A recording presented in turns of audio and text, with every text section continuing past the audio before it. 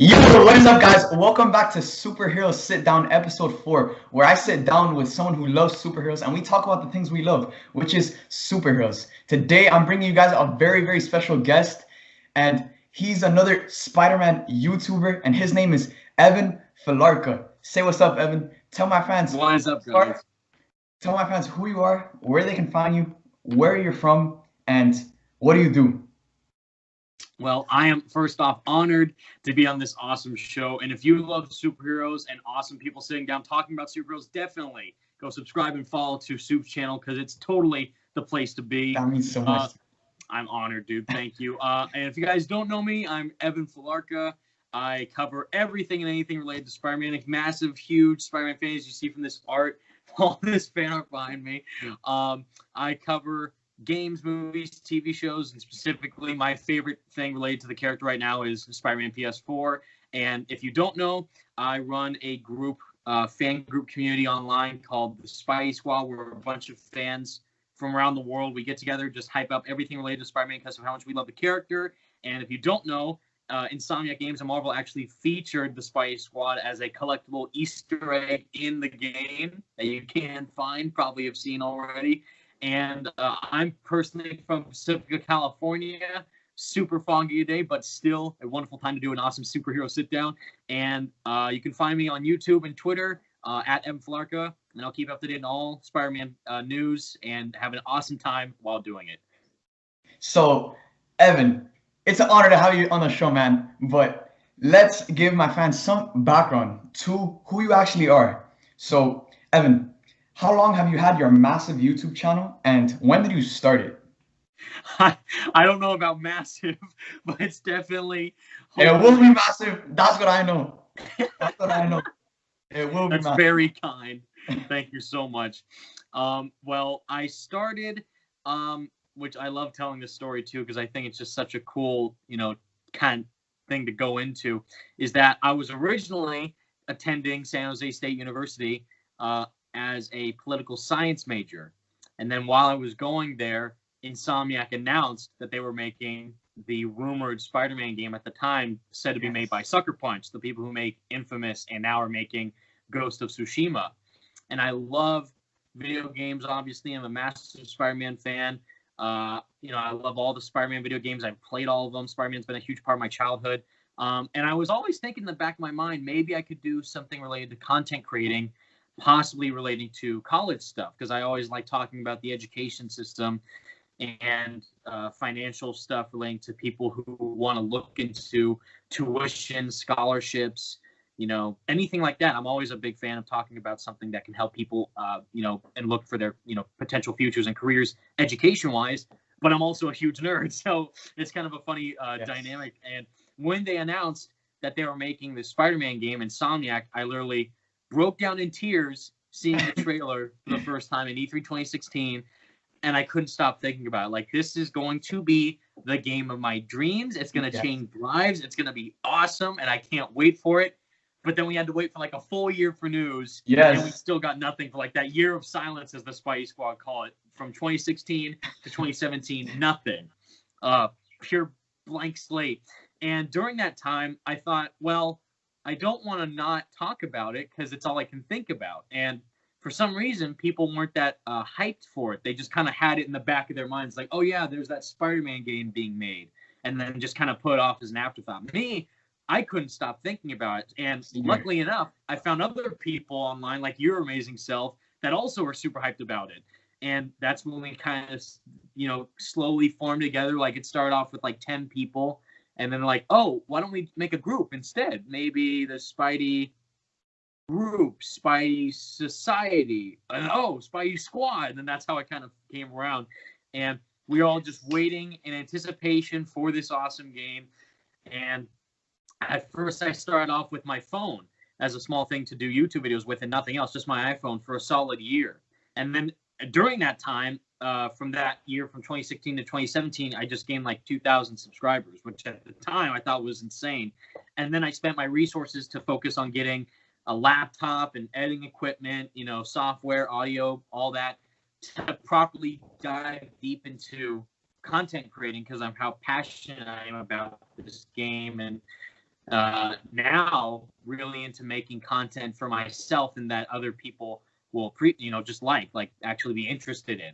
And I think it's something that I'm really keen towards and really fond of. And during that, I got to, get more used to how YouTube works and edit everything and kind of, immerse myself into how, content creating is as a actual career, not just as a hobby, but as a job. And that's how I've been able to interview all these developers. If you've probably seen on my channel, I've been able to interview like almost everyone from Insomniac and Marvel,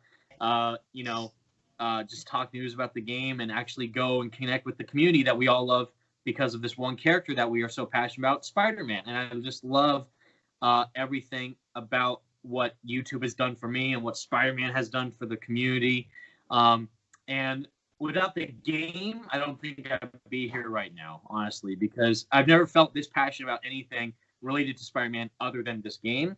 And clearly it's been a dream come true, being able to interview all those developers, actually have them recognize the community in such an awesome way. Me, myself, just actually following my dreams of actually kind of producing content that I love for fun and as a job. And also just meet amazing people like yourself is just one of the perks of all this lucky stuff that I'm honored to do. Wow, what a story, man. Every superhero has their origin, and I posted my origin on my channel and the reason why I love superheroes, and that's just an insane origin for yourself. But oh my God, this game actually changed my life. My review of the video game, the video is actually titled "This Game Changed My Life." That's because awesome. of Spider-Man PS4, I started this YouTube channel. Like, I played the game, and obviously since it was announced all the way to it was released, our expectations and hype was through the roof. And when it finally came out, it just blew away all of those expectations, and I just couldn't stop talking about it. I'm like, I gotta share this, like, with YouTube, with the community. Like, I just gotta let it all out. And now that has turned into a YouTube channel with an Instagram account and across all social media platforms. But that's awesome. Getting into the topic of today, Evan, what did you think about the Spider-Man Far From Home trailer? Yes, sir. I'm ready. Bring it on, dude. Let's get right into it. Whew. So you guys know me.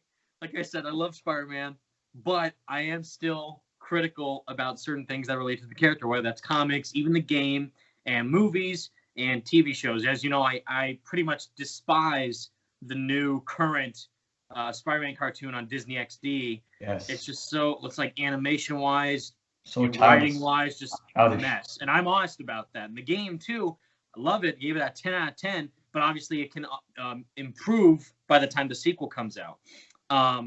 And this movie, Far From Home, I've said I am a fan of the MCU Spider-Man. I thought Homecoming was fine. I think his appearance in Civil War was awesome. This, though, Far From Home, I'm going to be honest, I am just kind of averagely excited for it. Like, I'm not like Spider-Man PS4 hyped. Yeah. But I'm not like Disney XD cartoon hyped. I'm like in the middle. So and the reason why that is because from what I'm seeing in the trailer, it seems like they're not really kind of learning, or at least looking at what people's criticisms were about Spider-Man Homecoming, which is that they thought he was too dependent on Iron Man, and even to an extent Happy Hogan. They didn't really make Peter come as his own hero. I guess in Avengers Infinity War, though, they try to rectify that by making him, team up with the Avengers and the Guardians of the Galaxy. But even then, he was kind of like, really attached to Tony Stark in the Iron Spider suit. And he's like, oh, Mr. Stark, I hope I didn't, disappoint you. Like, I don't want to go. I'm sorry. Yeah. And really touching scene. But at the same time, all he's thinking about, it seems like, is what Tony thinks instead of doing what he wants. And that's why I think hopefully in Far From Home, they can address those issues, or at least kind of expand on Peter's character a bit more. I know a lot of people really hope that they see Uncle Ben in this. I don't think we're going to get that. There's obviously the reference of him with the briefcase with his initials. Yeah. I think that could just indicate like a little reference. If not, maybe they could hopefully showcase how this version of Peter has truly learned the lesson of, with great power, there must also come great responsibility. Because what I've seen from Homecoming, it doesn't seem like he's kind of really learned that lesson. He's just kind of doing what he wants. Yeah. He wants to try. In Homecoming, he wanted to try and impress Tony and the Avengers. Like, I'm ready for this Avengers job. I'm ready to be a hero instead of just your friendly neighborhood Spider-Man. Then at the end of the movie, he rejects the Iron Spider suit and stays a friendly neighborhood Spider-Man because he wants to keep being a grounded superhero. He's not ready for the big-time stuff. And then all of a sudden, in the next movie, in Infinity War, he's in space fighting Thanos with the Avengers and the Guardians. So it's like, what's going on? That was a huge 180 kind of switch. And also, you know, I did a whole video about it, too, and I'm trying to remember what I said in it, all my kind of criticisms and everything. But it's just that I really hope that they can individualize this Peter from the Avengers. And since Tony will presumably be gone maybe after Avengers Endgame, whatever happens in that movie, this is the first movie within Marvel's Phase 4, which is huge. Yes. And it's a Spider-Man movie, and it's a sequel to Homecoming, you know, pretty much, or, you know, And the events after Homecoming and Infinity War. So this is there's a lot riding on this movie. And the fact that it picks up minutes after Avengers 4. Yeah, which is even crazier. So they're really connecting it to Endgame at that point. So, you know, and that's why I guess another people's issues with Homecoming is that it was too reliant on the outcome of the first Avengers movie. The whole reason why Vulture exists is because of the Avengers' actions. And it's a cool new take on the character, but at the same time, it's like, well, what about Spider-Man himself? What just in Spider-Man's world, how does this relate to Peter? And really, it didn't actually at all, because Adrian Toomes had this big vendetta against Tony Stark, and the repercussions of the Avengers film with, we got to pick up their scraps, do what they want, but they don't care about us.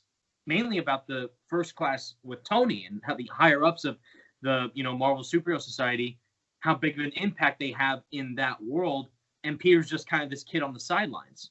So in this movie, where Peter's going to be on vacation, he's in London with his friends, he's taking a break, presumably, from Spider-Man after the events of Endgame. Yeah. He presumably has PTSD after what happens in Infinity War, which is fine, but I want to see that impact. The main point is that I want to see that impact actually make a difference on screen and have that actually be shown through serious stakes, a more mature tone, maybe Tom figuring out that he does need help, but he can try to do something by himself, and that's how we can learn with great power comes great responsibility. Because I know it's probably a edited clip from the trailer, but when he says Europe doesn't really need a friendly neighborhood Spider-Man, I don't want to bring my suit as a way to just kind of chill and relax after everything that happens. But I think what needs to happen in this movie is really identify why Peter is a hero, why he's doing the things that he does. He says in one line, which is perfect in Civil War, I'm looking out for the little guy, which is great. And then Homecoming, it kind of feels like it just totally gets rid of that it's a completely different character. Yeah, it doesn't feel right. Exactly. And that, I guess that mainly has to do with the directors. The Russo brothers perfectly encapsulate Peter in Civil War and also in Infinity War. But John Watts, whatever reason, in Homecoming, they kind of did what I expected them to do after the great setup they had in Civil War. This, and it's the same, you know, cast and crew for Far From Home, pretty much. So what I'm seeing right now is more of the same. What I'm hoping for is a change in tone and something that with Peter as a character and his development can expand why he's doing what he's doing and the reason for what he's doing to be justified, instead of, I don't want to do it because I want to be on vacation. I'm sure that's not the official reason, but I hope it's more than just, oh, I let, you know, Tony down. Maybe there's something more to it. Maybe he's worried for Aunt May. Maybe he's remembering more about Uncle Ben because of what happened to the Avengers, whatever happens in Endgame. You know, so not just his friends and Michelle and Ned and Nick Fury, I guess, but more to it, more impact, more depth, and just more expansion to this Peter Parker to really make him his own. Yeah, for sure. I mean, for me, one of the biggest negatives in Homecoming is that it wasn't Tom Holland's portrayal as Spider-Man, but it was in the depths of who the character is. What are his motivations? You know, Spider-Man Yeah, shouldn't be Spider-Man to try to impress Tony Stark. He should be Spider-Man so like that he could be there for Aunt May the same way he didn't act and Uncle Ben ultimately died. yeah, So, and exactly. another thing is that he shouldn't see school as a waste of time. Like school should be his main priority, his main focus. Yeah, And one of the biggest things about Spider-Man PS4 is that he's following his dream of fulfilling his dream of being a scientist. And then on top of that, he has to balance that, the life that he wants, plus the life that he has to live because he's Spider-Man. So exactly. hopefully in Spider-Man Far From Home, they turn things around. From the trailer, it looks like we're gonna get hints of that, some of that, and some of that character development that we've all been wanting for. But next question is, where do you want to see Mysterio at the end of Far From Home? Do you want to see him die, similar to Killmonger, or do you want to see him, you know, live on to possibly appear in a future Spider-Man film? Yeah. Great question too, because I think that's going to be the real driving point of the film. Is a lot of people are excited for it mainly because of Mysterio, Jake Gyllenhaal, who I think is going to kill it as Quentin Beck. He's going to do an awesome job, and that's where I think This is one of the best actors in the MCU. Yeah, it's going to be awesome. Without a doubt. And that's what I think the MCU has done a great job with is the villains. I mean, Michael Keaton as the Vulture is almost perfection. Really, Yes. like he's great. Michael B. Jordan as Killmonger is totally one of my favorite MCU villains, and I'm sure it's going to be the same way with Jake Gyllenhaal as Mysterio. I think they're going to do him justice, just like they did Vulture justice. And as for where his character could end up, you know, we don't know who or what this version of Mysterio is. If it's going to be like the comics, maybe a bit different. Some people are speculating he could be using actual real magic. I hope not. I think they will stick with the standard special effects stuff from the comics. I know, fingers crossed. Because from the set pictures and all the rumors about Hydro Man, Molten Man, you know, Sandman, and for that all to be an illusion, it's going to be a big bummer for us as fans. Yeah, exactly. And that's the kind of issue that I have with Mysterio as the villain is that he's a cool villain. He's going to look amazing visually. Design's great. Acting is going to be awesome. The problem is fans know him. And when we saw that trailer, it just clicked in 2 seconds, exactly like you said. Like Sandman, Molten Man, Hydro Man are most likely going to be illusions that Mysterio is casting to make himself look like a hero. Then Spider-Man is going to be thrown under the bus. People are going to say, what's Spider-Man not doing anything? He's just kind of sitting on the sidelines while this new guy's cleaning everything up. He's going to be, you know, causing all these distractions, solving all of them. He's going to have some sort of personal vendetta against Spider-Man somehow. And then they're going to fight, and then he's going to win. And then he's going to probably, what I'm assuming is going to happen after Spider-Man will most likely end up defeating Mysterio. Like you said, we saw in the set photos, he's fighting him in the stealth suit near that Ferris wheel pretty much. I think that given what happened at the end of Homecoming, even though it might be a similar ending, I think what Sony is, because they're Sony, might set it up for a potential spin-off or maybe another movie in the series. Whatever the third MCU Spider-Man movie is going to be is the Sinister Six, because we have so far Vulture, Scorpion, Mysterio, and then 3 other ones maybe that might be Green Goblin, maybe. And then we see Sandman or some form of a Sandman in the trailer, so maybe he might stick around possibly for whoever's going to come back. And then Prowler, I don't think he'll be part of the Sinister Six, but also, you know, Donald Glover is teased as the Prowler in the MCU. So who knows if they might add him in the future. But I think they will not kill off Mysterio because for Spider-Man as a kid in high school to experience death from a villain, even though I personally think it would be a really cool way to see how Peter reacts to it. I think that's what the writers did with him in Homecoming and Civil War and Infinity War, specifically Homecoming with Vulture. He had this connection with him that it was Liz Allen's dad. Yeah, the emotional connection with the wings. Yeah, exactly. That was a crazy twist. And then he sent him off to prison.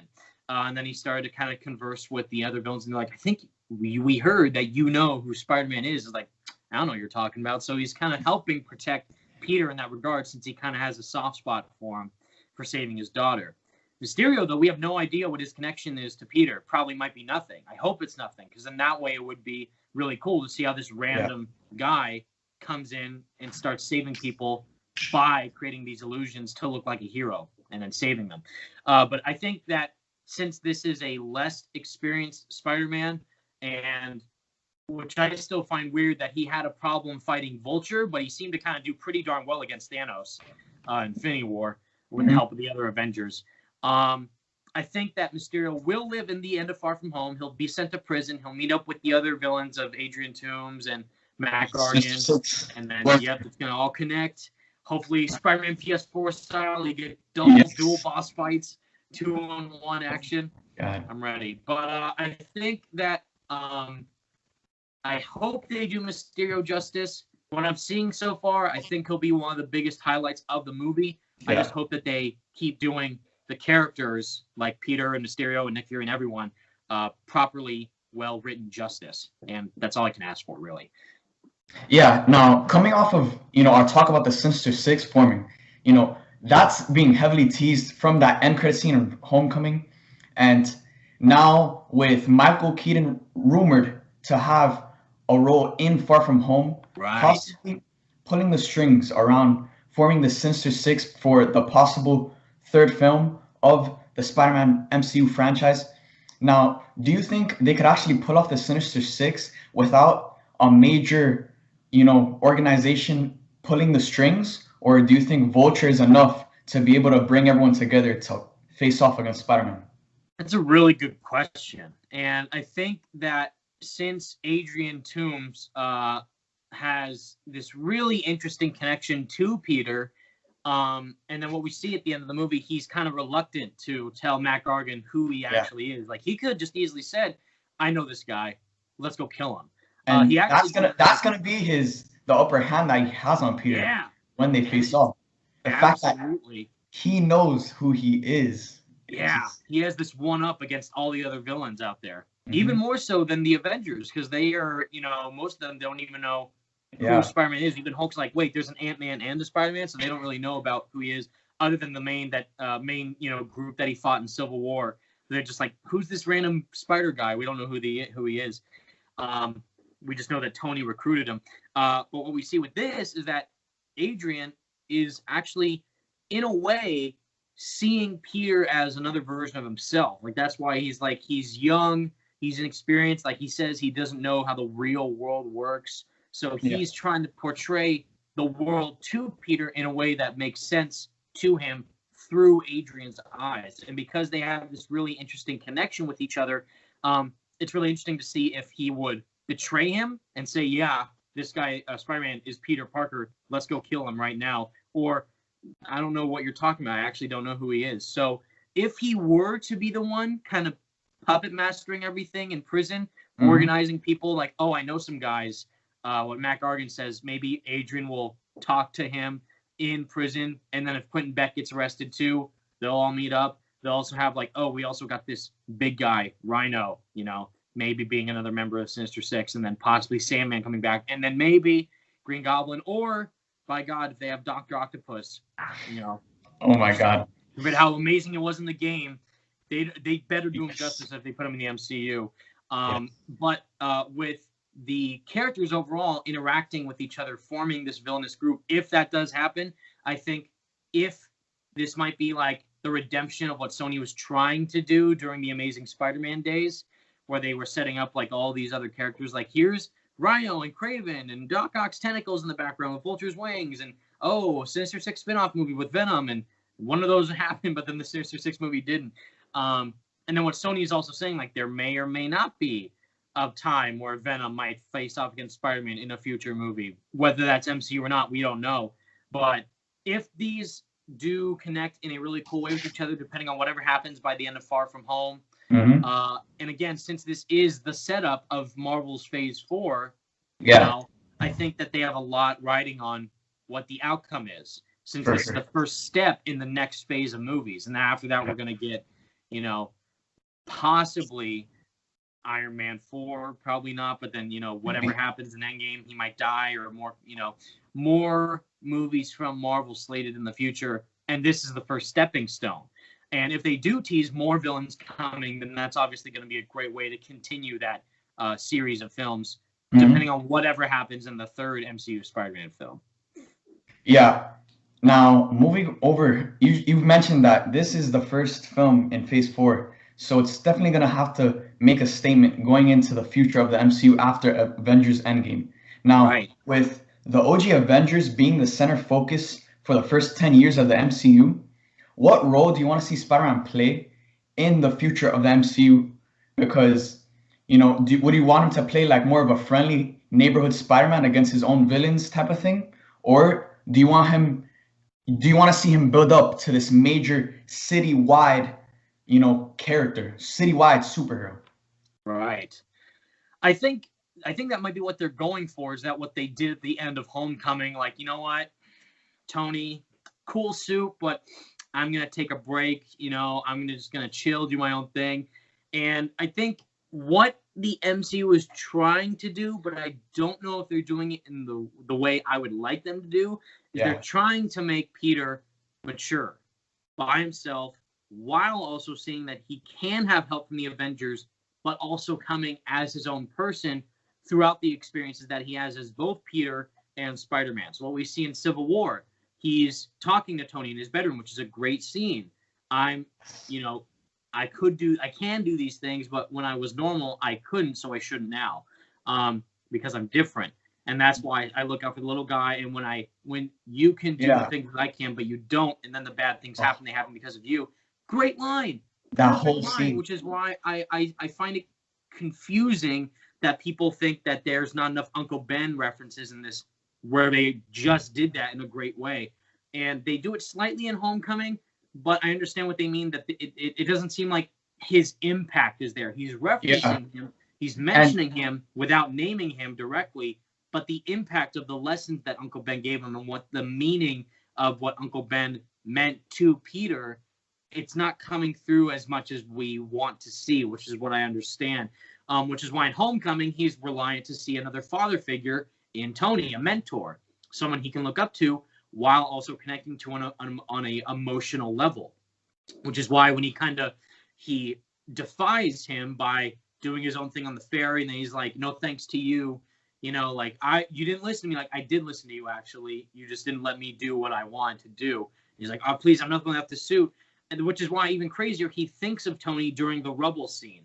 So that shows how apparently Tony has more of an impact on Peter in this universe, more than Aunt May or Uncle Ben, which is kind of really interesting and odd to think about at the same time. Yeah. That could be either a really cool thing to do and play off on narrative-wise, or something that doesn't really fit the tone of this character, since Uncle Ben means so much to Peter and not the other heroes. But again, this is a different take on him, so I understand that. But like in Homecoming, he's starting to realize that it seems like he can kind of do his grounded superhero work without needing the assistance of the Avengers. And then all of a sudden, in the next movie, he's fighting this giant purple madman who's trying to snap half the universe out of existence. So huge curveball on that. Yeah. And then in Far From Home, it seems like it's, again, more of the same. He's back kind of as the friendly neighborhood Spider-Man.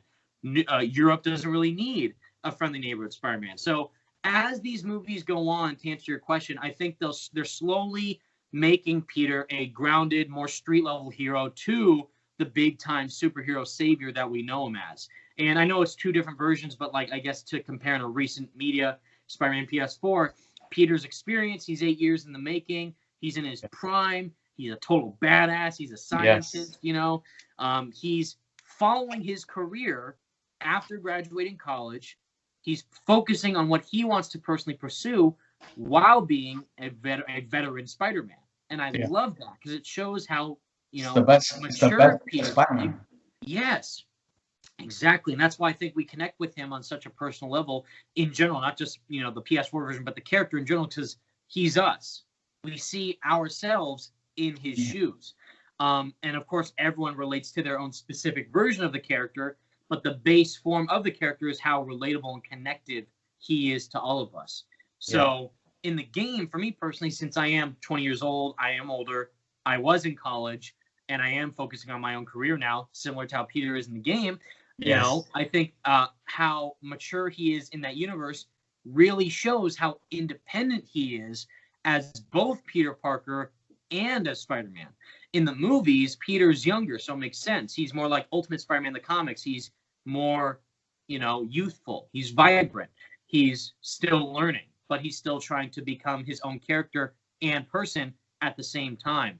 So as they keep progressing these movies, whatever happens in Far From Home, you know, I think that by the end of it, at least what I hope happens, is that they will show some form of maturity that Peter has grown after the events of Far From Home, learning from Nick Fury maybe, or Aunt May, or maybe Happy Hogan, or whoever his new mentor figure is going to be, and see how he can continue to grow as a hero through those interactions and character development traits. Yeah.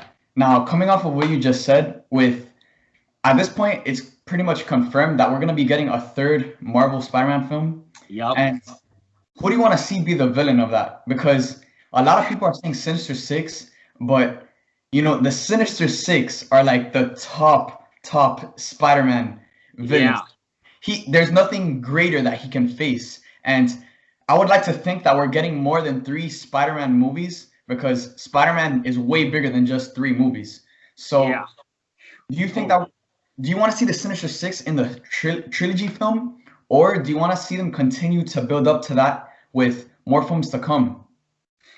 Great question too. I mean, the Sinister Six, like you said, is as big as it gets, you know, and for a final trilogy, final act, if it is the last movie in the MCU, because what I'm hearing is that they had a contract for only 3 standalone Spidey movies in the MCU, and then by the time the third one comes out, the contract's over. That's what I've heard, at least. Yeah. So in that scenario, if it is the last Spider-Man film in the MCU before Sony decides to do whatever else with the character in the movies, I think that would be pretty darn big. You know, we have so far, or what we will have by the time that the third movie comes out, is a fully developed Vulture and fully developed Mysterio, and a little tease as who Scorpion and Prowler are, because what we saw in Homecoming, if Prowler ends up being in the Sinister Six, I don't think he will be, but if it is one of the members, that could happen. But so far, we know 3 of the 6 for sure is Vulture, Mysterio, and Scorpion. Confirmed. The other 3, you know, we don't know. Green Goblin, Doc Ock, Sandman, you know, Hobgoblin, whoever else. Doc Ock, probably not, because of all the hype he's gotten lately in Spider-Verse and Spider-Man PS4, which is insane. I wasn't expecting her to appear in Into the Spider-Verse, which is a cool surprise. So if they really do want to end the series on a high note in the MCU and have Peter face this great threat and hopefully not make it more lighthearted, because Homecoming was lighthearted. It was a smaller scope movie with not enough serious stakes, in my opinion. They could have upped the ante in terms of how impactful those events were. Infinity War, half the universe is snapped out of existence. He's fighting an alien on another planet with the Avengers and the Guardians of the Galaxy. That's pretty darn freaking big. Yeah, but and in Homecoming, there was actually like no consequences to Peter. The biggest consequence he had was blowing up the little sandwich shop that he always goes to. Like that was the biggest consequence. Exactly. But we saw in the Far From Home trailer that it's already repaired, so it's like, it's Delmar's back. Yeah. Okay, can I get some pickles on my sandwich? Thanks, bud. Like they just kind of you're so right too, because that shows that this Peter is not really understanding his impact as a hero. Like exactly what you're saying, that he is in his own regard on par with the Avengers. He just doesn't seem to realize it yet. And with these other characters like Delmar, innocent bystander, he loses his way of life, his sandwich shop, his career, his business. And then exactly what you say. Oh, hi, Delmar. I'm going on a trip to Europe. What's going on? So it's like, what happened? And it totally is a perfect sentiment from you to say that, because what needs to happen is whatever happens in Far From Home, if Mysterio's put in jail, if he dies, whatever, what I need to see happen for this to be a good Spider-Man movie, whether that's better than whichever your personal favorite is or whichever other people's personal favorite is, that's up for debate. But what I need to have happen in order for it to be good is for Peter to understand the impact that he can create as a hero, both as himself as Peter and Spider-Man, and see that actually come into fruition with the people that he can save as both personas, as both Peter Parker and Spider-Man, and see that he does have a serious stake that he has to go up and fight with Mysterio, that he has to save people in London from his crazy, illusions and, stuff that havoc he's going to cause. And then, whatever happens, people get hurt. He might die. I don't know. But he needs to see that this is not acceptable without him stepping in to help as Spider-Man. In the third movie, say, for example, the Sinister Six are the main villains of the third movie. That's going to be huge. 6 villains at once going up against Spider-Man. No Avengers around to help him, depending on whatever happens in Endgame. He's going to have to go up against this all by himself. And hopefully that will actually start to rectify the mistakes that were made in Homecoming and some of the criticisms that people have with that film, and show that actually coming to fruition with this huge group of evil people trying to kill Spider-Man, and actually show that Peter cannot do this alone, but he will try to, because that's what a hero does. That's what he should do as a hero, to save everyone he possibly can. If it's not the Sinister Six, if it is one villain, maybe if what Sony's teasing, possibly Venom coming in and hopefully connecting with the MCU, we still don't know what's happening with that. I thought Venom was all right, could have been way better. Yeah. But, I would still love to see Tom Hardy's Eddie Brock interact with Tom Holland's Peter Parker. I think that'd be awesome. For sure. If not, I think, Donald Glover could be cool as Prowler, especially since all the Prowler love we've seen in Into the Spider-Verse. No, and we also know from a deleted Homecoming scene that Miles exists in the MCU. And with the success of Into the Spider-Verse, there's a huge possibility that they could implement Miles Morales in the future of the Spider-Man franchise. There's a lot of Miles hype. There's a lot of Miles hype, and people are now, I think it's amazing, how, what I keep saying is that every time a new Spider-Man thing comes out, you got to think about it, could be someone's first exposure to Spider-Man. And I said that during, when Spider-Man PS4 was about to release. There's an awesome, developer from Insomniac, specifically Ryan Schneider, who's the chief brand officer at Insomniac Games, and he didn't think about that until I asked him that question in the interview. And in a really cool way, Spider-Man PS4 is his daughter's first interaction to Spider-Man, her first exposure to the character through a game that her dad worked on. And I think that's such a cool thing to think about. Same thing with Spider-Verse.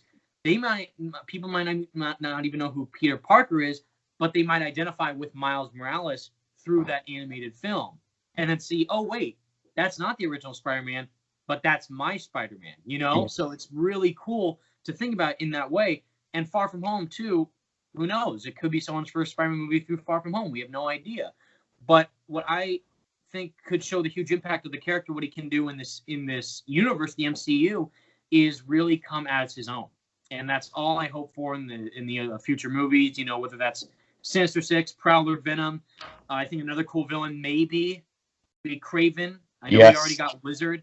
I know Lizard was not really done justice in the Amazing Spider-Man 1. I would not mind to see him again because I love the Lizard. But Kraven, I think, would be really, really cool to see. Morbius is getting his own spin-off movie. I don't really care about it that much, though. Scorpion, I don't think he can carry his own movie, but, if he teams up with another villain, maybe that could work. But Kraven, I think, would be really, really cool to see. Yeah, I think we're all of us as fans in the Spidey Squad, we're all praying for that Kraven Last Hunt storyline. And with Sony actually developing a Kraven solo film, we do know that with the success that movie is gonna bring, whether it succeeds or fails, people are gonna know more about Kraven. Yeah. And after they find out that he's connected within the Spider-Man universe, all they're gonna be thinking about is Spider-Man versus Kraven. Yeah, dude. Similar to how this Venom movie played out. For me personally, Venom, it didn't meet up to my expectations that I had going into the film. Mm-hmm. But after this film, all of us were talking about was Spider-Man versus Venom. Imagine that. And now, coming off of what I just said, now I'm gonna ask you my next and final question.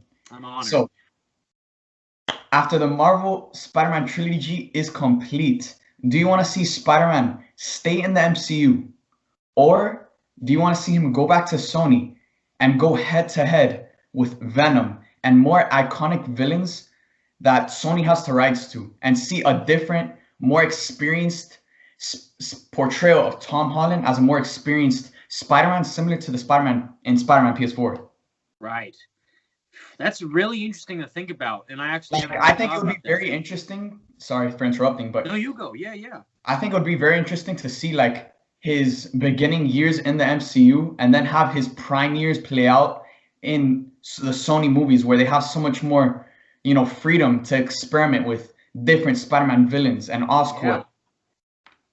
Yeah. And totally right, because what we see in the MCU right now is Avengers Tower is being remodeled.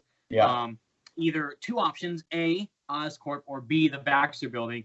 The problem is, if it is Oscorp, it wouldn't fit because Sony doesn't have the rights to the other Marvel heroes other than Spider-Man. So that's why there's that Fox deal presumably going on, and that might lead to the Baxter Building. But there's all those legal issues with Sony, and they might not be able to use Oscorp within this MCU as the Avengers Tower replacement. We have no idea. If it happens, that's awesome. But exactly like what you said, it's so odd. Sony is really interesting with how they handle their properties in different forms of media. Spider-Man PS4 is literally my favorite Spider-Man game of all time. Has one of the best Spider-Man stories I've ever experienced, and just the best superhero game of all time. Literally the best superhero game ever made, dude. You are beyond. It blew Arkham out of the water. Arkham out of the water. Rocksteady just gotta move aside. Now they're clamping back with Arkham Crisis. Did you hear about that? Oh my god, yeah. Arkham Crisis coming in, presumably 20 years from now. I have no idea, but and whatever Rocksteady is working on, we next superhero podcast for sure. Superhero sit down. Next one. With Spider-Man PS4 is just such a great way to portray Spider-Man in this new way that people will appreciate a new take on the character that's also familiar through the story of a video game, which is still crazy to think about for me and other people out there too. Like, it's literally a great way to showcase the character, but obviously there's a difference. It's a game, not a movie, so there's way more time to expand the narrative, way longer than a movie, 2.5 hours for a movie, 10 plus hours for a game, 20 plus if you count all the side missions and stuff. And then into the Spider-Verse, it shows that it can be proven wrong too. Like, it's an animated movie.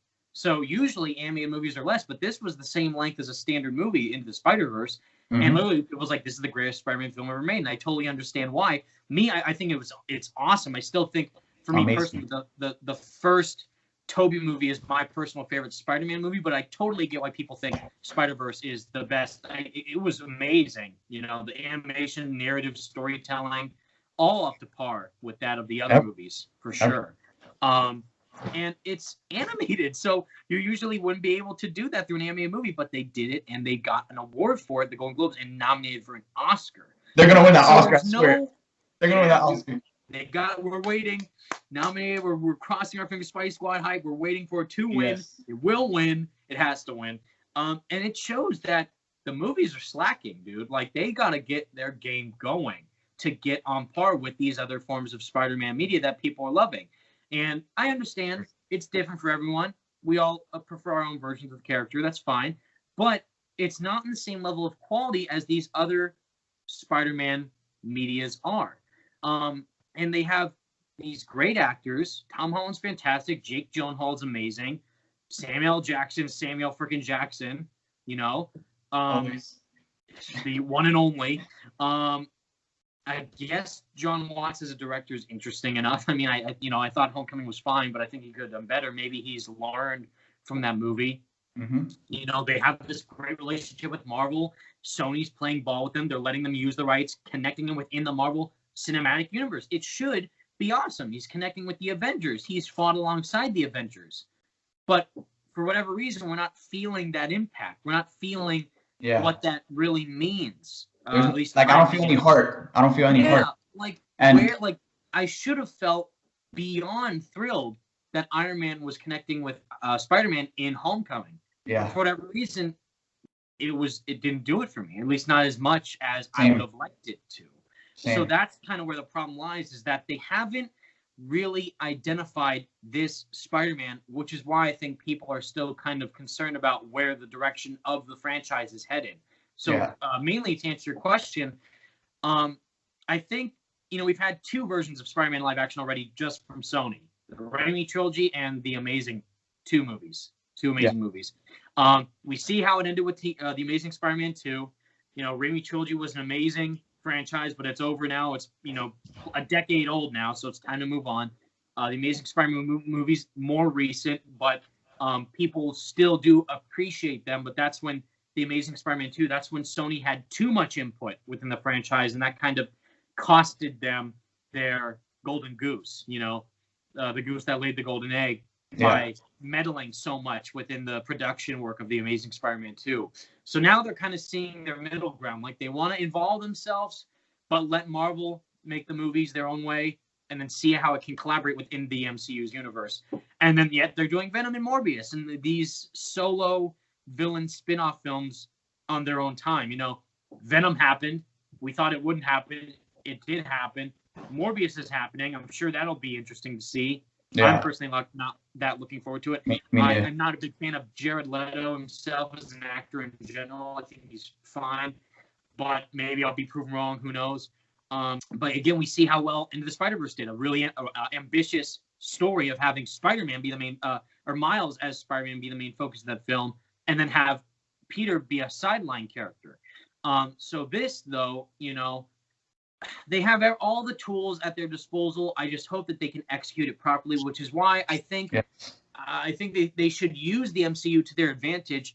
For whatever reason, though, they haven't, in my opinion. They did it great in Civil War, and it was interesting in Infinity War, but the only characters he interacted with were the Guardians and Doctor Strange and Iron Man again. Other than that, he just kind of, meddled around on Titan. He fought Thanos, snapped out of existence, and then whatever happens in Endgame, he's going to come back and then keep doing what it looks like to be doing, exactly what he did in Homecoming. Just be a student in high school, be a friendly neighborhood Spider-Man. He's going on vacation. Trouble happens. He solves it.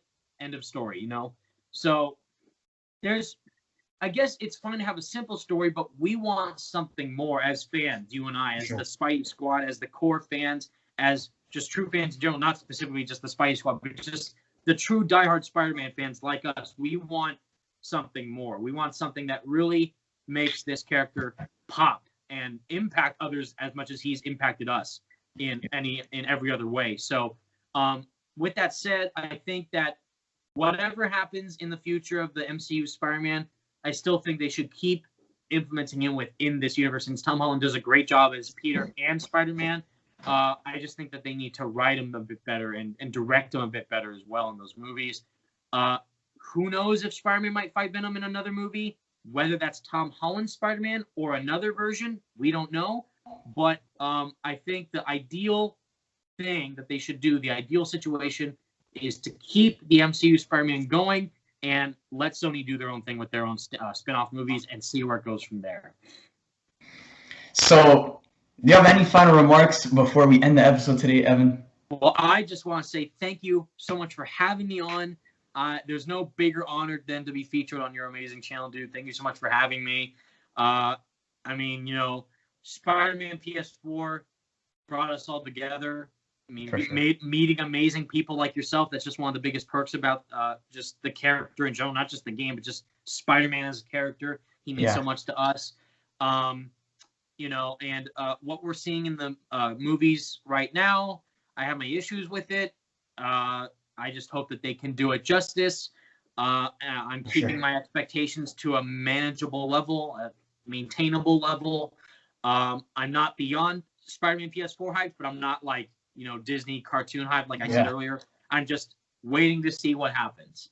Although I will say that's a bit sad for me to say, actually. I should be ecstatic. A new Spider-Man movie's coming out. Heck yes, let's go. Why am I not feeling that? It's probably because we got so much awesome Spider-Man stuff in 2018 that it has a lot to live up to. Yeah. I mean, Spider-Man PS4 made me cry 3 times during the ending alone. I also cried when finding the Easter egg, but that's a whole other story. But mainly the game itself, it just rose the bar for me. Same thing with Spider-Verse, clearly for a bunch of other fans too. That is like pinnacle, top-tier Spider-Man quality. Yes. And I really hope that Far From Home can meet that same level. For sure. I don't know if it will, but I just really hope it does. And we'll just wait and see what happens.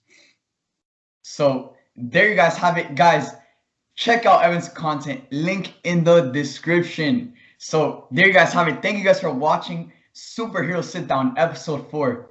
Thank you guys for watching. I hope you guys enjoyed, and see you guys next time. Thanks, true believers.